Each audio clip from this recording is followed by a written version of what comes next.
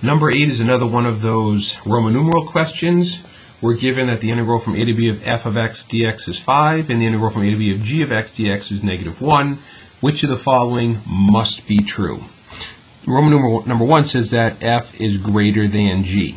Now, we have a property that says that if f is greater than g, then the integral from a to b of f of x dx will be larger than the integral from a to b of g of x dx. Okay. However, the reverse is not necessarily true.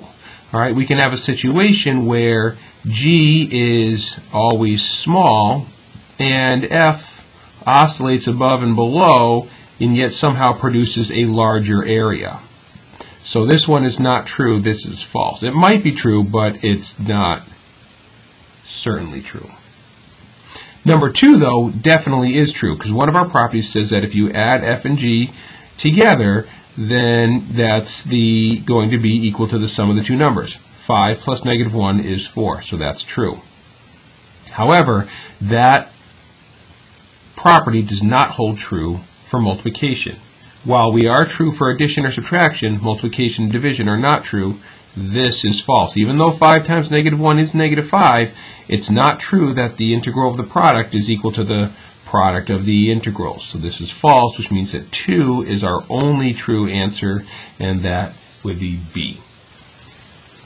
With number 9, what are all the values of k, which is located in our upper bound, which will make this integral equal to 0?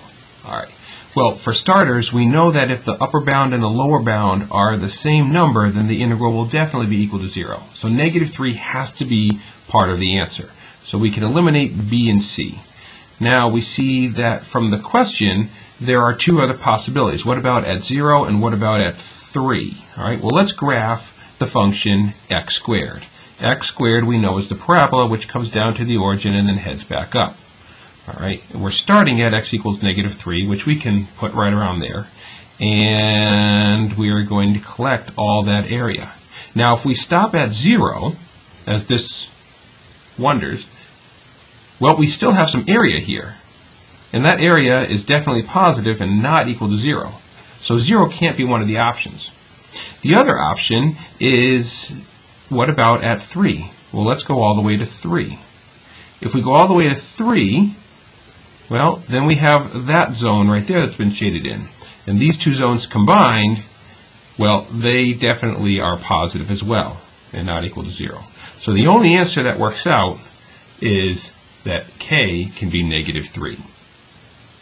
With number 10, if the integral from -5 to 2 of f of x is -17, and the integral from 5 to 2 of f of x is -4, what's the value of the integral from -5 to 5 of f of x?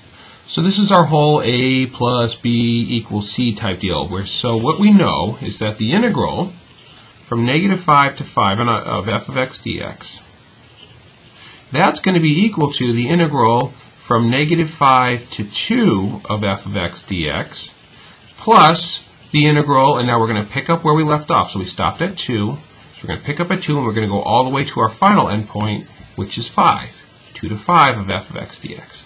All right, this is the idea of the whole is equal to the sum of the parts.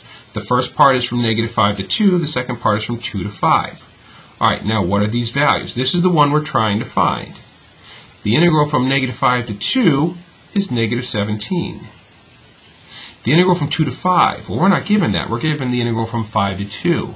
If we want the integral from 2 to 5, that's okay. We can swap the bounds, but what happens to our value? Exactly. We have to negate it. It was -4, and now it's +4. So what we end up having here is x, right here, equals -17 plus 4. -17 plus 4 is -13. With number 11, the integral from 0 to 1 of f of x is equal to dx is equal to 2. The integral from 0 to 4 of f of x dx is equal to -3. What's the integral from 1 to 4 of 3 times f of x plus 2? All right, so this one's getting a little tricky here.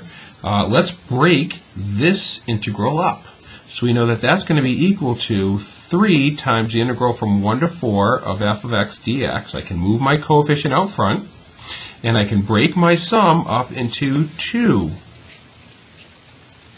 definite integrals. So the first part of the sum, f of x, 3f of x goes into the first integral, and the second part of the sum, 2, goes into the second definite integral. Now, I want 3 times the integral from 1 to 4 of f of x dx. I know the integral from 0 to 1, and I know the integral from 0 to 4. All right. So again, similar to problem number 10, let me just go off to the side here. So I know that the integral from 0 to 4 of f of x dx is equal to the integral from 0 to 1 of f of x dx plus the integral from 1 to 4 of f of x dx. All right. Now, the integral from 1 to 4 of f of x dx, that's what I'm looking for. I don't know what that is. That's my x. The integral from 0 to 1, that we were told is 2. The integral from 0 to 4, we were told is negative 3. So, negative 3 is equal to 2 plus what number? All right, and that's negative 5. All right, so this negative 5, that's our value of the integral from 1 to 4 of f of x dx. All right, so what do we have here? We have 3 times negative 5 plus the integral from 1 to 4 of 2 dx. And again, as we talked about in the lecture, this is not equal to 2.